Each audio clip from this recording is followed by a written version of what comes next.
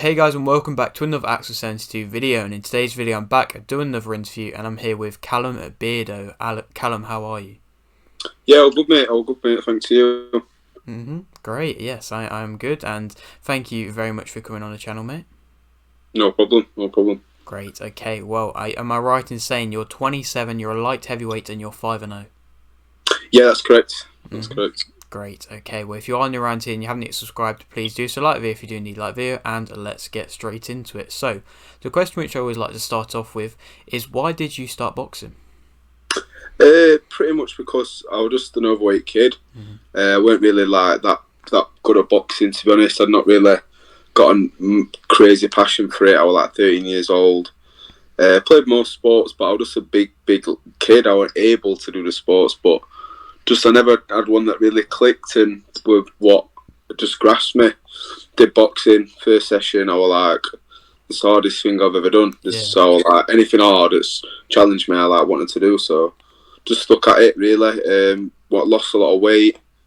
Didn't box till about 18 months after walking in gym. So only like once or twice a week, and then build it up to like come in pretty much every night of the week that I could. And then just from there, really lost a lot of weight. Found out that I could throw a punch and take a punch as well, I think, and then probably take a few more than I could throw at the beginning. But then just worked my way up through the amateurs, gained some experience. I've been just over 40 fights, won national titles and stuff like that, and then eventually turning pro at I think I was 21 when I turned, or 22 when I turned pro, I think. Yeah, something like that. So yeah.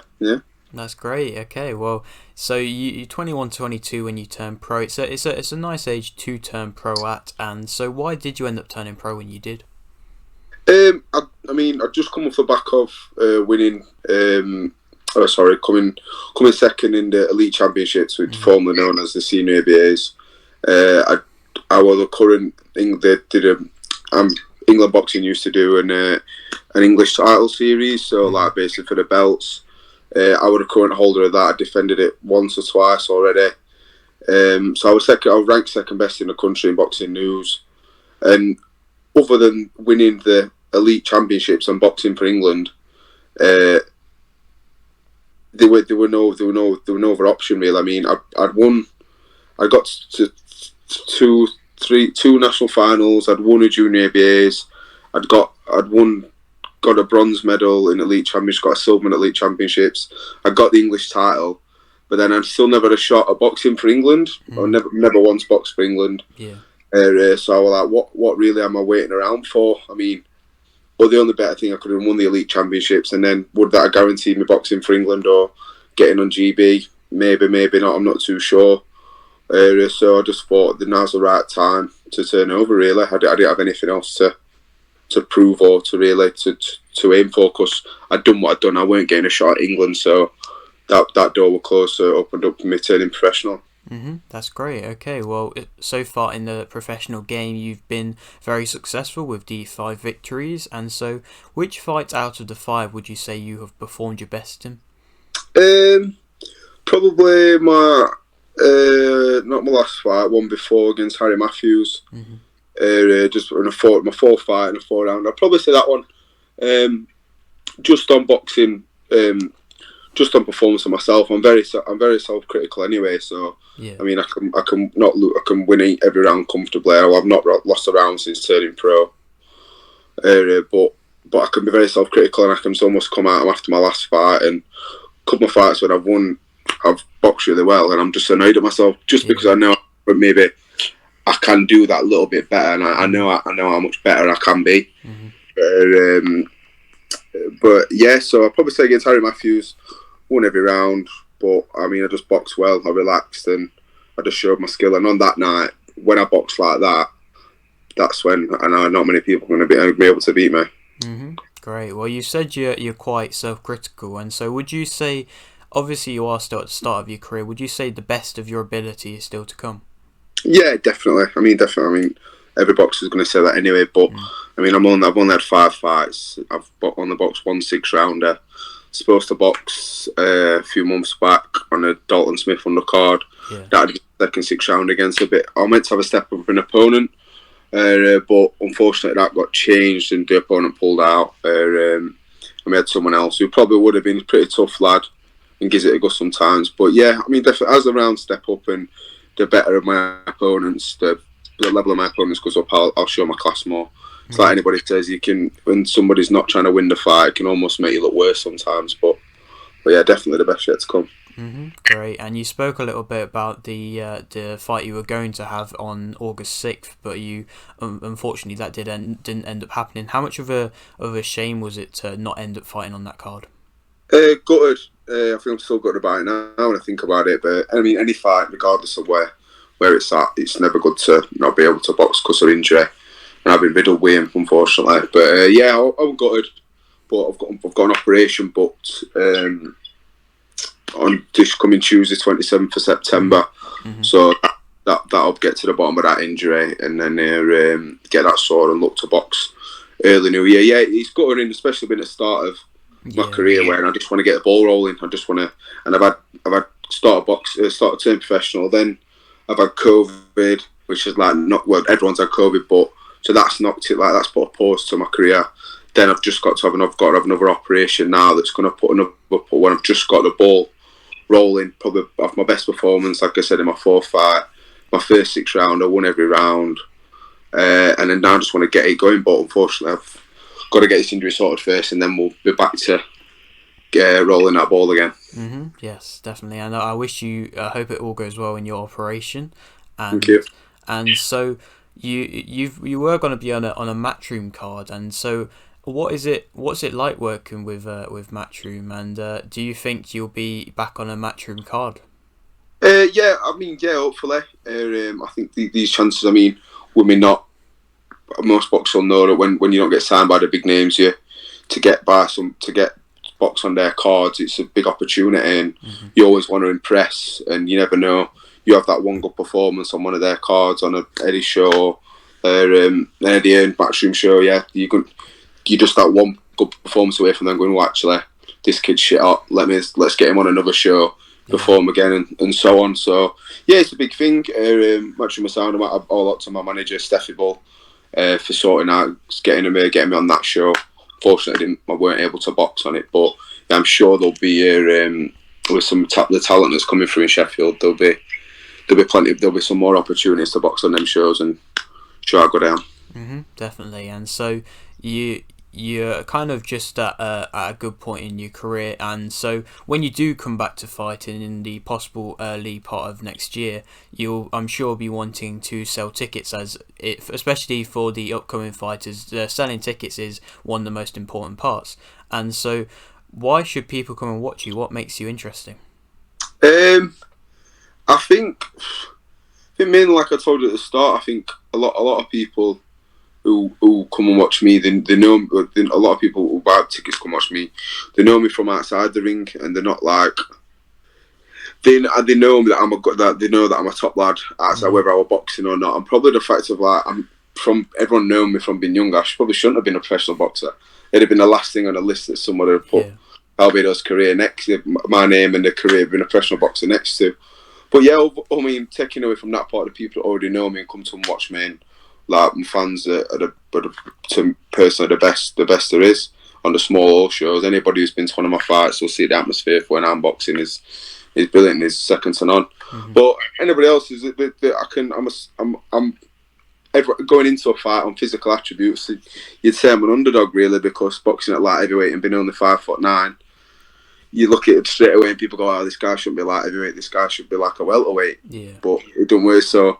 But when I start letting my hands go, I'm coming forward, and even not just coming forward, but when I'm showing my boxing skill for some big lad, they're pretty impressed. So yeah. No, that's great. Okay, and so you, just like I've said a few times, are just at the start of your career, and so how far do you believe you can go in the sport? All the way. I mean, when you're a kid, you start off and you know that you're like, I want to be a world champ, world champs all the way up. I know I'm easily British level. Just with boxers will know that with who you spar with, you sort of get a feel for what level you're at, and sort of like, no, actually, when I was this age, I was sparring with these guys, holding my own and stuff like that. And I've sparred with sparred with British champions, I sparred with world champions, and I'm recently sparring world champions in. If I can hold my own against them, I'm definitely at British level.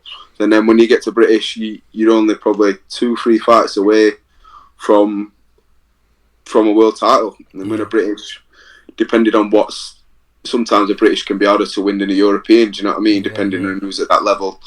You're British, European, you're Commonwealth, and then you're only a couple of fights away, maybe. Sometimes people go straight from them to get a chance shot at a world title. So that's what the aim is. That's what the aim is. Mm-hmm. Great. Well, you are in a very tough division at the moment, and so I always like to ask if any fighter, maybe not to fight right now, but maybe in the future, a bit further down the line, if you have like a possible dream opponent that just kind of a stylistic matchup you'd love to fight. I don't really look at anybody and I think, I want to fight that guy because I know I can beat that guy. Because if I'm just thinking I want to box someone, I think I'm going to look good against them. I'm in the wrong sport because in combat sports, especially styles make the fights. Yeah. So whether you're doing boxing, whether you're doing MMA, whatever. So I don't think you can look to box a certain opponent, and you've just got to, whatever opportunities in front of you, you've just got to beat and adapt to whether that's your boxing and whether you're coming forward and you've got to change, adapt to your opponents in front of you. So, not particularly. There's the big names. I mean, my two favourite boxers, everyone says it, probably Canelo. But before Bivol actually beat Canelo, I've been a massive fan of Bivol, and how good he is. And I thought the only man to beat Canelo would have been Bivol. So I mean, if I can get in a fight against one of them two big guys, not saying I'd be looking forward to doing it anytime soon, but I'll be able to get him one of them. But I don't think that'll be happening. It might be a bit past it by when I get there. Yeah, you never know, mate. These things could happen. The sport is a crazy sport. And do you know how you've had a lot of time out of the sport and due to injury and stuff like that? Is there anything that just outside of the sport that you like to do? Any pastimes or anything like that? You know what? Other than when I'm training, I mean, I don't. So I said to people I have a lot of time. A lot of my friends say, "Oh, you've got a right life, you." I said, "Yeah, but I've grafted for it, and I've get up and I train in the morning. I'm full-time professional, so thanks to my sponsors.